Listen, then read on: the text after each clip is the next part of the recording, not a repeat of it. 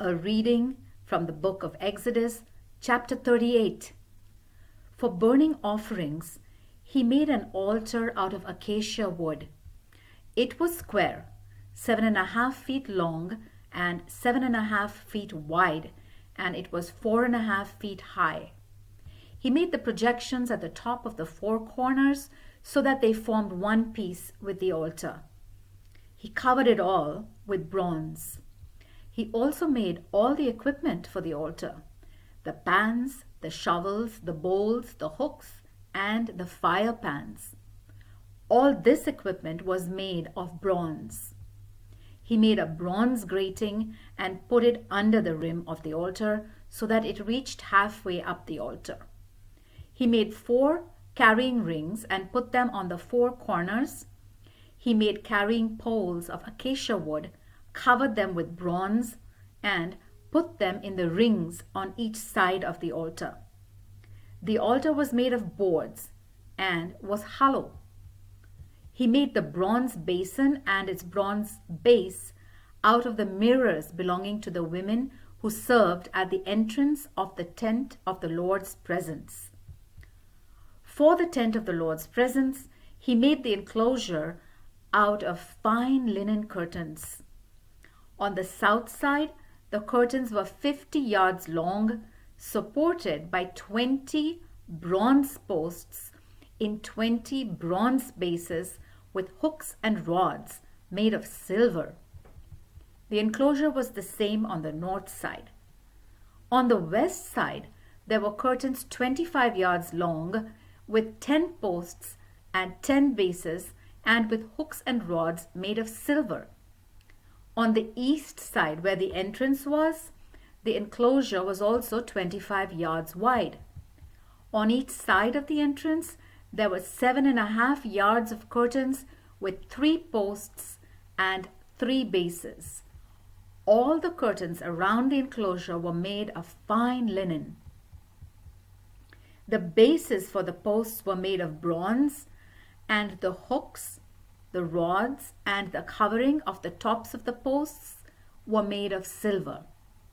All the posts around the enclosure were connected with silver rods.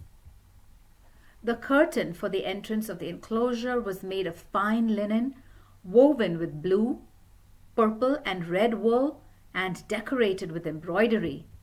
It was 10 yards long and 2.5 yards high, like the curtains of the enclosure.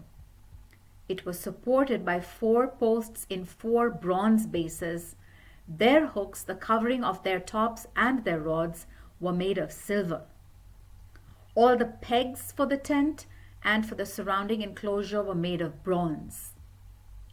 Here is a list of the amounts of the metals used in the tent of the Lord's presence, where the 2 stone tablets were kept on which the 10 commandments were written.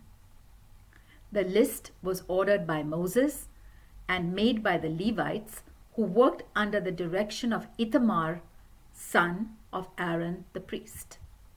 Bezalel, the son of Uri and grandson of Hur from the tribe of Judah, made everything that the Lord had commanded. His helper, Oholiab, son of Ahisamach from the tribe of Dan, was an engraver, a designer, and a weaver of fine linen and of blue, purple, and red wool.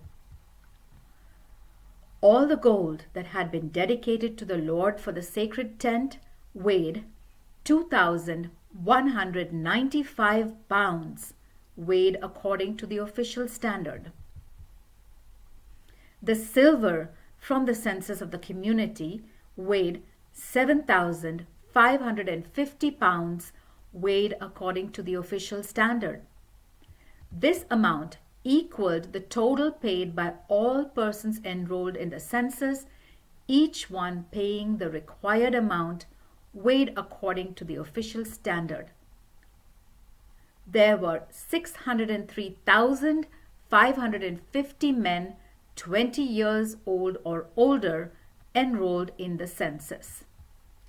Of the silver, 7,500 pounds were used to make the 100 bases for the sacred tent and for the curtain, 75 pounds for each base. With the remaining 50 pounds of silver, Bezalel made the rods, the hooks for the posts, and the covering for their tops. The bronze, which was dedicated to the Lord, amounted to 5,310 pounds. With it he made the bases for the entrance of the tent of the Lord's presence, the bronze altar with its bronze grating, all the equipment for the altar, the bases for the surrounding enclosure and for the entrance of the enclosure, and all the pegs for the tent and the surrounding enclosure. The word of the Lord.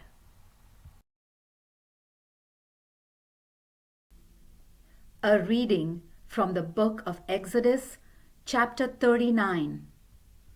With the blue, purple, and red wool, they made the magnificent garments which the priests were to wear when they served in the holy place. They made the priestly garments for Aaron, as the Lord had commanded Moses. They made the ephod of fine linen, blue, purple, and red wool, and gold thread. They hammered out sheets of gold and cut them into thin strips to be worked into the fine linen and into the blue, purple, and red wool. They made 2 shoulder straps for the ephod and attached them to its sides so that it could be fastened. The finely woven belt, made of the same materials, was attached to the ephod so as to form one piece with it, as the Lord had commanded Moses. They prepared the carnelians and mounted them in gold settings. They were skillfully engraved with the names of the 12 sons of Jacob. They put them on the shoulder straps of the ephod to represent the 12 tribes of Israel, just as the Lord had commanded Moses. They made the breastpiece of the same materials as the ephod and with similar embroidery. It was square and folded double, 9 inches long and 9 inches wide. They mounted 4 rows of precious stones on it. In the first row, they mounted a ruby, a topaz, and a garnet. In the second row, an emerald, a sapphire, and a diamond. In the third row, a turquoise, an agate, and an amethyst. And in the fourth row, a beryl, a carnelian, and a jasper. These were mounted in gold settings. Each of the 12 stones had engraved on it the name of one of the sons of Jacob in order to represent the 12 tribes of Israel. For the breastpiece, they made chains of pure gold twisted like cords. They made 2 gold settings and 2 gold rings and attached the 2 rings to the upper corners of the breastpiece. They fastened the 2 gold cords to the 2 gold rings and fastened the other 2 ends of the cords to the 2 settings, and in this way attached them in front to the shoulder straps of the ephod. They made 2 rings of gold and attached them to the lower corners of the breastpiece on the inside edge next to the ephod. They made 2 more gold rings and attached them to the lower part of the front of the 2 shoulder straps of the ephod, near the seam and above the finely woven belt. Just as the Lord had commanded Moses, they tied the rings of the breastpiece to the rings of the ephod with a blue cord, so that the breastpiece rested above the belt and did not come loose. The robe that goes under the ephod was made entirely of blue wool. The hole for the head was reinforced with a woven binding to keep it from tearing.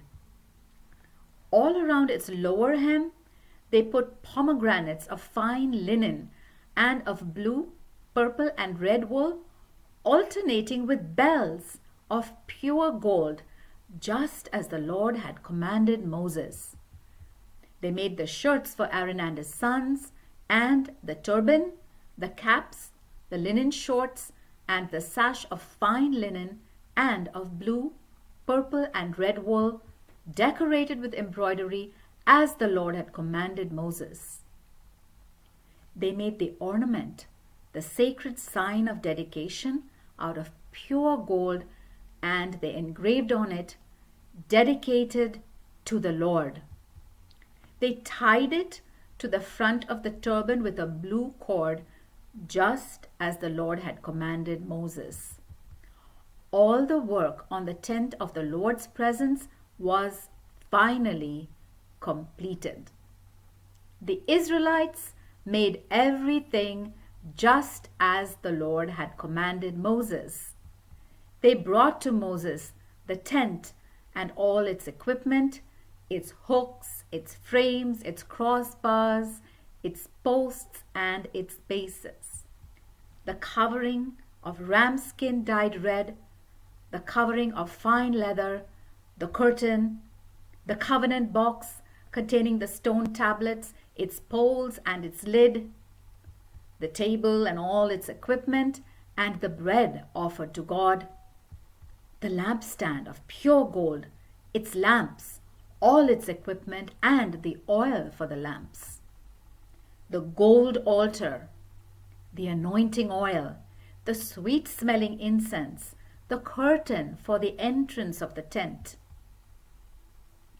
the bronze altar with its bronze grating, its poles and all its equipment, the wash basin and its base, the curtains for the enclosure and its posts and bases, the curtain for the entrance of the enclosure and its ropes, the tent pegs, all the equipment to be used in the tent, and the magnificent garments the priests were to wear in the holy place, the sacred clothes for Aaron the priest and for his sons.